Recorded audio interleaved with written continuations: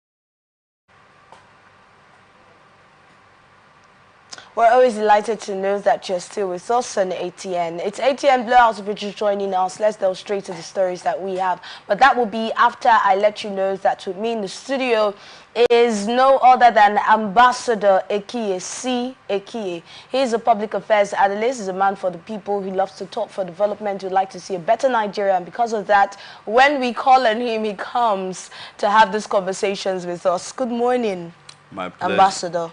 Good morning. My pleasure all the time. Welcome. Good to have you again. Nigeria must get better. Of course. All right, let's go straight to the north now, we talking about the protests now. We have reports that several protesters were arrested in some states, mainly in the north, and they have been charged to court and also remanded in prison pending their trial, which may not commence anytime soon. Going by the delay in trial which has characterized our court, consequently there are now prisoners awaiting trial. The arraignment is in line with the law, which provides that a suspect must be arraigned in court within 48 hours. A survey by newsmen across 11 states shows that 1,423 suspected protesters were arrested by the police and charged to court. Now, those accused of flying Russia's flag, as reports had it the other time, amongst them it was learned that they have been flown to Abuja for further interrogations. We had reports that Kano tops the list with 832 suspects. Right, followed by Sokoto with 110, and then Borno with 97, Katsina with 90, 60. I said that Plateau and Yobe with 19 of them. Go back to the end of that story now, would see that it's on the end bad governance protests, and reports have it that courts have remanded protesters. We're seeing protesters, male, female, gender, all genders at the moment. There's nothing like, but then the question has been, are all these people the terrorists that we had during the protests? Because they have been arrested, and it is just assumed, because looking at reports now, there was no bail, no lawyer, they were just remanded. So are all these people protesters? What is the guarantee that all these people are protesters? But generally, taking a look at this story, let's get your thoughts. Well, it's quite a sad situation, where it looks as if young, innocent Nigerians who properly were not guided, became victims of what they do not really understand. And that was why several times when we're here talking about issues of these protests and bad governance, we condemned in totality areas where the protests degenerated to lawlessness and criminality by looting properties of government. Them are eminent Nigerians that we saw. I want to believe at this moment it's time for human rights to come up. It's time for NLC to also arise and ensure that this justified, lawfully, and if it's unlawful detention or detainees in the name of protesters, should be given the right to own a lawyer. NLC, human rights organizations, the elites, those who were saying that this protest must hold and should hold, it is now time to... Having in mind that the court has remanded them, like you have agreed, without bail and without lawyers, is it still being, are they still following the legal path to putting this in place? Let's get it right. There was no lawyer present to grant them bail. They said there is no lawyer for them. So it is when you have us. So the versus are the detainees who now have to provide lawyers. So are they supposed to be remanded without having lawyers, without their lawyers coming first? Of course. When you are arrested and then your lawyer could not grant you bail at the police station. That's when you have a lawyer who could not grant you bail. Here they're saying no bail and no lawyers available, and yet they were remanded. No, the law gives clear, you are not even supposed to be at the police station. It's no longer peaceful. At that point, it's a criminal offense, and the law will take its course. So, but I've also went ahead to say, I am appealing that because these could be innocent young Nigerians that are being motivated ignorantly. Because when you talk about a mass arrest, then you're already looking at the fact that there could be a possibility of some people being innocent. Yes, of course. That's why I said that after the investigation, those whom the police and the court, because it's a matter in court now, you know, discover that they are innocent, that they should be released unconditionally. And I've also went on to say that in some of them too, who may be victims by the investigation of the police, that they our second guest, and we have actually been waiting to introduce him. He has been listening to the analysis of Ambassador Ekie, C. Ekie, and just like you, I am also eager to find out what his take could be, especially on the case of the court remanding protesters without bail and without lawyers in various states in Nigeria, where we had the arrest and where violence was also recorded during the protest. Joining us on the show is Frank Enewaji Ogwonunu. Did I get that pronunciation? Yeah. Oh, wow, okay. He's a public affairs analyst amongst many other things. Good morning to you. Welcome. Thank you so very much. Good morning. Good to have you on the show. Thank you. So you got to I already gave a brief on what we're discussing. We're taking the story on end bad governance protest, where we have reports that court remands protesters without bail and without lawyers. So get your thoughts on that. Well, it's very, very unfortunate. You see, Nigeria is a sovereign state, no doubt. And a sovereign state, has Nigeria been able to meet the social need of citizenry? The question is no. Let us to know this. We had independence since 1960. When I was in primary school, I was told Nigeria is a developing state.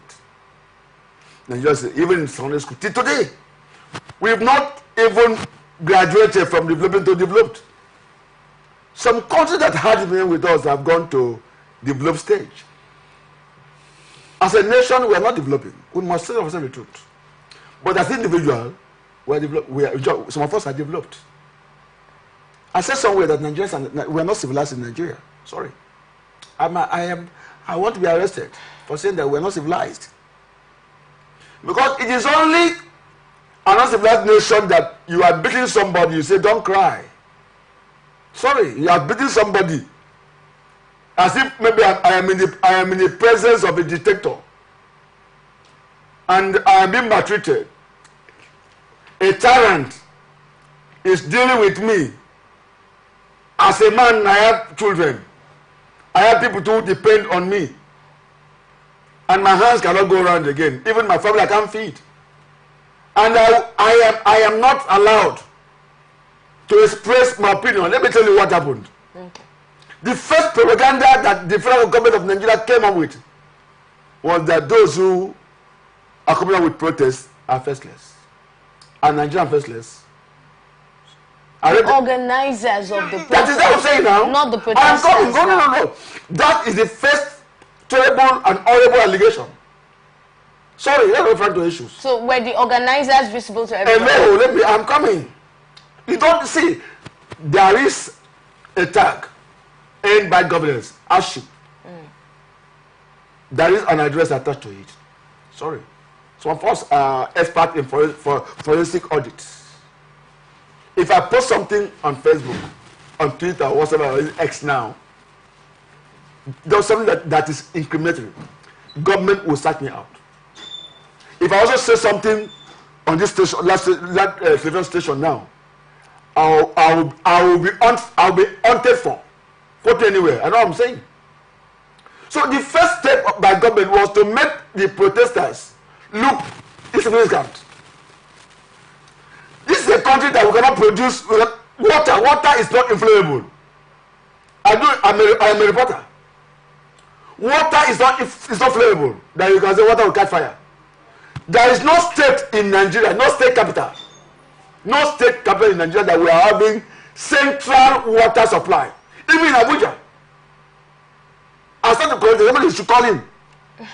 No state and federal capital territory that we are having central water supply. I mean water, just water. Most of them travel outside the shop of Nigeria to enjoy social amenities. So let's go back to that's what I'm saying. Let's go back to the court remanding protesters now. It's also very, very despicable Okay, you do not support that action. You know what happened to this Bobrisky? When government want to deal with some people in this country, they will deal with you as if you are not a human being. They will make the procedures of getting even judgment, of getting even given opinion, so stringent of insincerity, both the left and the ruling class. There's high level of practice of insincerity by those in government or the leaders and the late. So giving such condition by also the court is also a plot against some of the innocent detainees not commit crime. But can you give room for severe or thorough investigation to know those who are culpable? Because you can also be on the scene of crime, but you are not the criminal.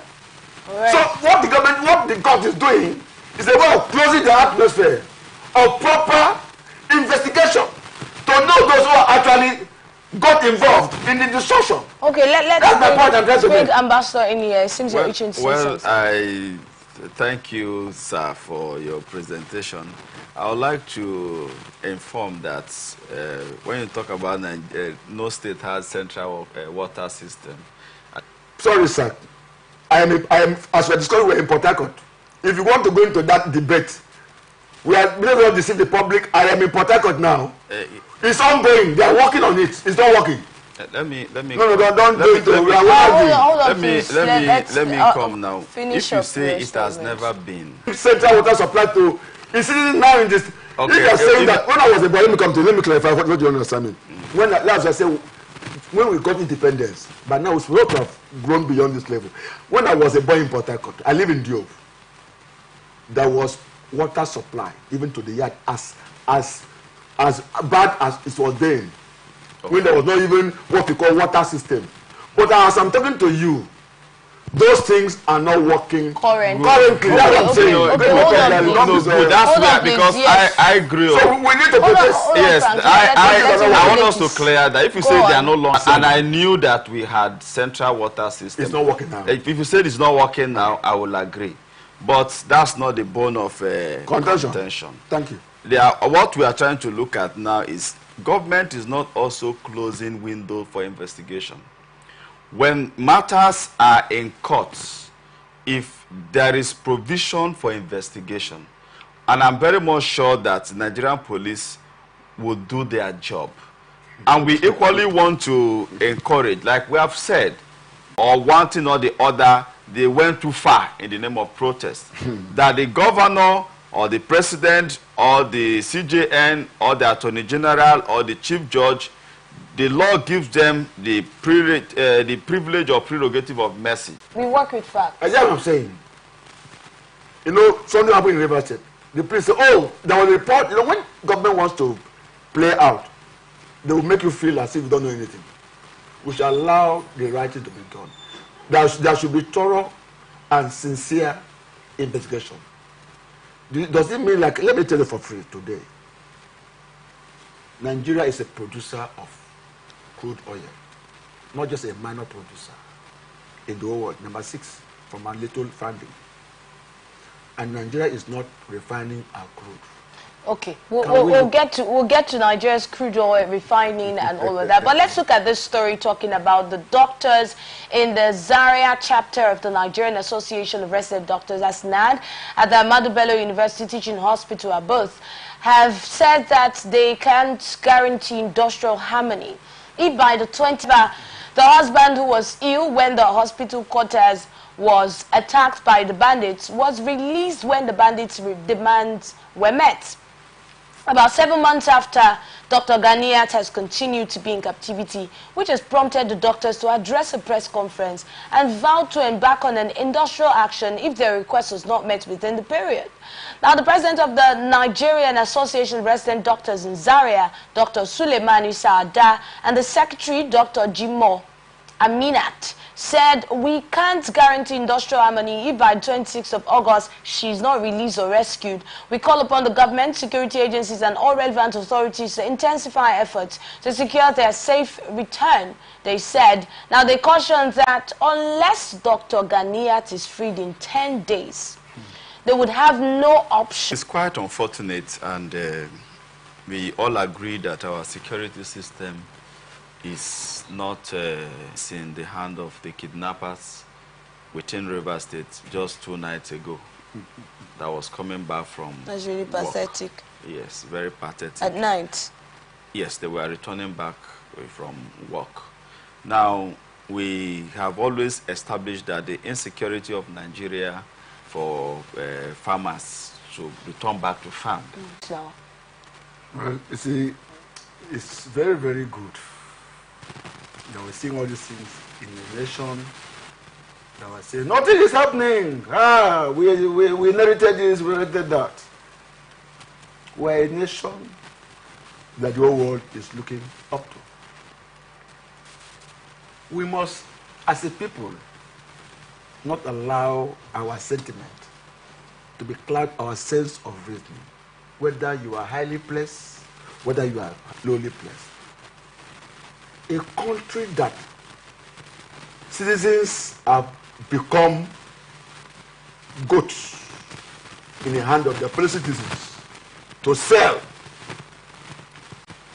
It's where people, as we're discussing now, over 1,000 Nigerians in the hand of various criminal elements. If you are following what is happening in this country about a week now, students, medical students, there is also issue of ransom of over 50 million put forward for them to pay, for the families to pay before they will be released. It happens every month, let me not say every day. And the security agency will not swing up. Like, see, I will make reference, because when I look at it, I am involved in critical analysis of what is happening in the whole world. You don't wait for thousands of people to be killed before you begin to organize people to fight against illegality, against criminality. Let me tell you for free this morning. The issue of the way the government mobilized against the protests. What stopped the government from mobilizing against those who are in one forest or the other, committing this heinous crime against Nigerian people? That time you will not hear of we have intelligence gathering that hoodlums will hijack the protests. Oh, what about all the restrictions of SIM card and this and that in the name of checking criminal breach? All those things, we just bamboozle ourselves. Insecurity. So I am coming. Can you allow me? Let me just express my people. Up to today, we are talking about Leah Sharibu. We have forgotten that. See, when it doesn't happen to you, you feel it's just like a news. So I want to pray that the federal government of Nigeria, ably led by President Tinubu, should be decisive in handling criminal elements in this country. Please, that's my take on it. Nigerians are not slaves in their country. Okay, come in. We can now go into modern slavery. Let's hear your thought. Well, I think when you appreciate the little a man is doing, the person will do more. I would like to say that with my little understanding, the security operatives, the Nigerian Army, the Air Force, the police, the civil defense, they are trying their best. Most of them have laid down their lives for this nation to ensure that we have a safe nation in the hands of these terrorists and the bandits. So most families have lost their beloved ones. So I want to believe and also state categorically here that the security operatives, they are trying their best. But all we pray is that and encourage is that they should do more. And the government should encourage them more. Nigerians should encourage them more. so that we can get more Ambassador, when we talk country. about, I'll get your points, but when we talk about insecurity, especially in a country like Nigeria, it is not something that we do not expect to happen at all. Even if we get to fight it, we might not be able to fight it completely. That's to completely eradicate it. Do you understand? But then, when it has to do with cases like this, you see, one, the security operatives, they are not spirits.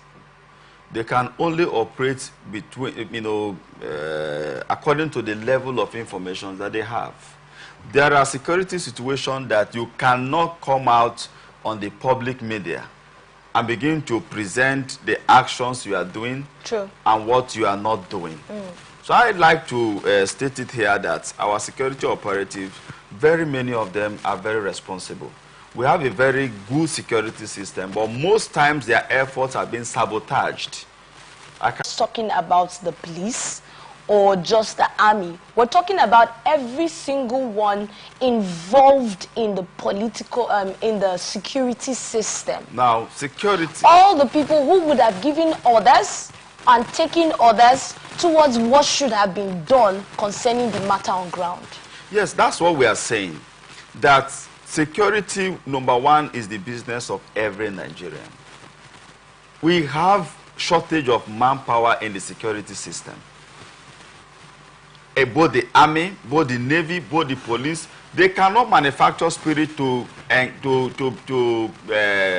be enrolled into the security system. It is still we Nigerians that we make ourselves available. Let's go back to the comparison that Frank Lloyd. In fact, the other time, was it after the protest or during the protest, when we heard reports that protesters wanted to have the 1,000-man march? 1 million. 1 million man march, and then we had a lot of security personnel deployed in various states. Can I tell you something? Yes, please. Because of that end bad protests, end bad governance, end bad, for instance, to Port Harcourt, the checking point have reduced, and thereby exposing that road again to more insecurity that made the Commissioner of Police, the IGP, to institute more roadblocks. Yes, but not to deviate from the point I was trying to make before you cut me. Hold on, please. Would the number of people, the number of security personnel that were deployed for the protest, for the 1 million man march, right? And then the proactivity that Nigerians saw with security operatives. Now, when it has to do with cases like this, kidnap and all of this, 7 months that woman has been there, and that is not the only case we have had. Nigeria who died in the battlefield in trying to save Nigeria. Yes. So that's why I said that they are trying their best, but they need to do more. They need that's what the government has to do for them. Could that be the reason? You see, we must tell. You see, it's only in this country that we divert attention. We don't want to solve problems. That's why we are unable to solve any problem in this country. We bring one problem to the table to solve. We've not solved that problem. They'll bring another one, and we'll keep deceiving ourselves that we are a nation that can solve problems. This security is not rocket science. You can, if you, I don't know if you are following, this is a media house that should be up to date. Nigeria does not have nuclear sites. Nigeria does not have a aerospace system working the problem of this country. Because don't the landmass of America, the landmass that one of us are talking too big, is not as big as American landmass. All right, let's look at. No, hold on, please. When we talk, let's look at the statement you made about the reference you made about the medical students. Yeah. You know, since we're talking about kidnapping. Yes, I know. Yes, and then when you said that the security operatives, when it comes to issues like this, they'll say, oh, they're handicapped, they don't have equipment and all of that. Okay, now let's make reference to that particular story. We have reports. Yeah. We have reports that the police have stated that they have deployed. They mentioned some of the things that they have done. They talked about helicopters that have been deployed to those areas. Yes, they talked about some of the things that have been done. So this is not the security operation. Escaped. Like it was mentioned, sabotage. And nobody was held accountable. Because they are from up. We must try our best to be sincere, to unravel the mystery and tackle it. Let me tell you also, because all of us who claim in this country, we don't know what's happening. But we know what is happening because it favors us. if to be in Nigeria, if it were to be in Nigeria, the assassination attempt on Joe Biden would have been an issue of praise singing. No, we are on top. The person came to assassinate somebody who is vying for presidency of America. But you can see the responsive approach. You can see how prompt they are. Even though I was also questionable, why did they even neutralize that person at the airport? There would have been room for more investigation. They are more than Nigeria in terms of also hiding truth. That I know very well. But what I'm saying is, see, what we are discussing today, the kidnapping of anybody is a crime. And no government that is sincere should allow even kidnappers to be engaging in negotiation. If I make a call now, there's some call I will make. Government will profile they will screen and get me arrested. But today, kidnappers and bandits, Israels, Boko Haram, they are using our telecommunication system, gadget, to bargain. And nobody, it's very difficult. Some years, a few months ago, you have heard Sheikh Gumi, who has been interacting in between the government and the bandits. And aside that, we have seen posts, social media posts from these kidnapped students, and people have been asking questions like, these students, it means that their phones are on. Can't we use their phones to locate them, to track them? You see, we know that there are a lot of challenges that the security system in Nigeria is going through. Security issues is a conventional issue all over the world. Now, nobody will want to believe that with how improved technology America has, that someone could move around with a firearm to the extent of,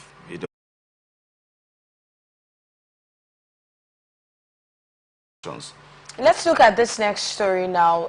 We have reports that a torrential downpour that lasted for 3 days at Katsina village in Jibia local government area of Katsina state has destroyed at least 250 houses, leaving hundreds of residents homeless. The disaster struck between 15th to 17th August, leaving the community in a state of despair. Many residents lost not only their homes but also essential belongings. Honorable Mustafa Yusuf, the member of the constituency in Katsina State House of Assembly, visited the affected area on Saturday to assess the damage and offer support. He pledged to seek for immediate assistance from the state government for the victims. And while stressing the urgent need for shelter, food and other essential relief materials for the victims, the lawmaker called on government agencies, philanthropists and individuals to come to the aid of the displaced residents. A resident explained how the disaster, he attributed it to lack of proper drainage systems in the area, and he said that the blockage of a crucial drainage channel worsened the situation. We've been having cases of flood recently in Nigeria. In fact, this is, aside what is going on right now, year in and year out, we keep hearing cases of flood, and it looks like it's same areas, and one would expect that the next year it will be better prepared for, but we get to see that it's the same case over and over and over again. In fact, I'd like to I made reference to a story we took the other day of a particular government official saying that the people should take it as their destiny. They should take it as a destiny, and then the government telling these people to move to higher ground or relocate, and then questions will come in, questions like, where do you expect them to go? But let's get your thoughts on this one, Frank. Let me say this. Nigeria is one of the fortunate nations on earth where we don't have natural disaster. No, we don't have it. We are so blessed by my little understanding of how natural disasters happen in the world. We are so blessed. But we are so stubborn in obeying natural laws of our environment. Like the issue of urban planning. There are people who are involved in urban planning, and sometimes there's this high level of compromise. Some of us, even in my village, before they even measure a land for you, they give you this out. This is the road. They measure, even in my village, as I'm talking to you now. Those who are involved in the portioning or allotting land, don't just give you that land. They will tell you this. They will give you a boundary. Many of us today in this country go against the law of the land, the law of nature, and expect nature to sit. And all of us are calling God, God, God. That's one irony I see in this part of the world. Water. Sorry, no matter the prayer we pray, there's something I read in the Bible. It says, do not remove the ancient landmark. Water has its no natural way to move. Well, before I become a wicked man, may God help them. It's unfortunate, but may God help them. Well, what do we expect That's the what government I'm glad I'm going. to do? May God help them.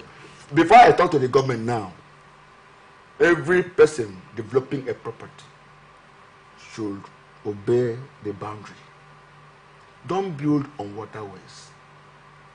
Water is not what you negotiate with when it's coming from up down, or from a slope. It will run down. Water, if you see for some of us who have seen water coming up, water will never beg you to go.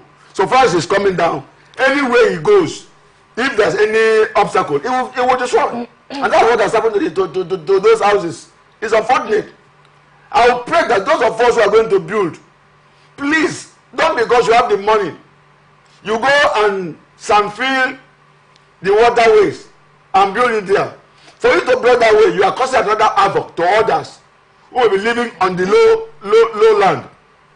So I will pray, as I'm talking about the people now, they should obey the urban renewal settlement laws. Then the government, that it has happened too, and it has happened. The government should, in a way, but now we are discussing of sending of heads.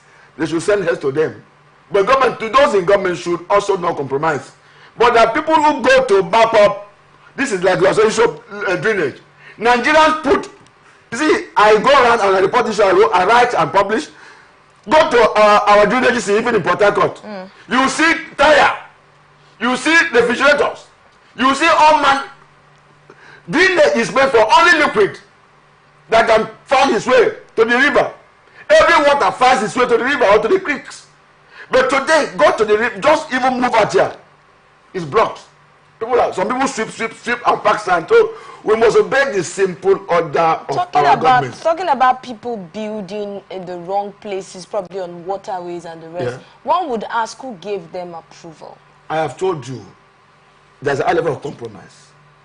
Like I said, those in government, man no man, the laws are meant to be obeyed. But when you have influence, you bribe them out, and they allow you.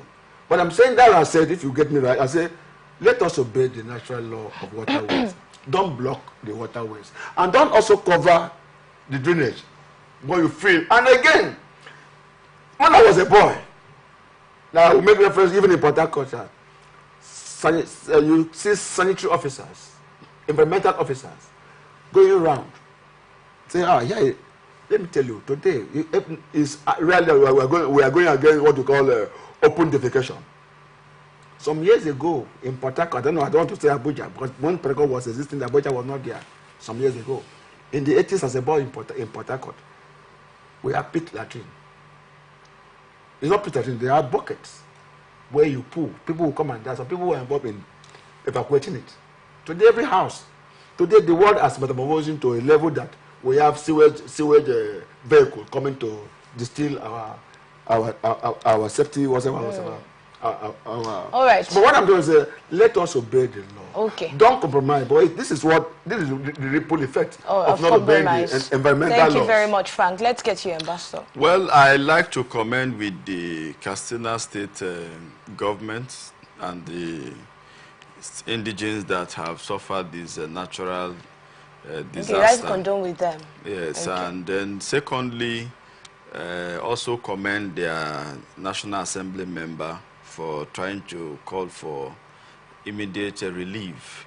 But I would like to lend voice again, like I said last time, that state government across board, local government should be able to provide emergency home during natural disaster, so that if it happens to a particular people, they can move into that place while they are rehabilitated. And again, to lend voice with what my senior brother have said, in terms of people trying to maintain the laws of environmental laws in terms of drainages and building, government can't do everything for us. Like he cited, when I was also a little boy, I discovered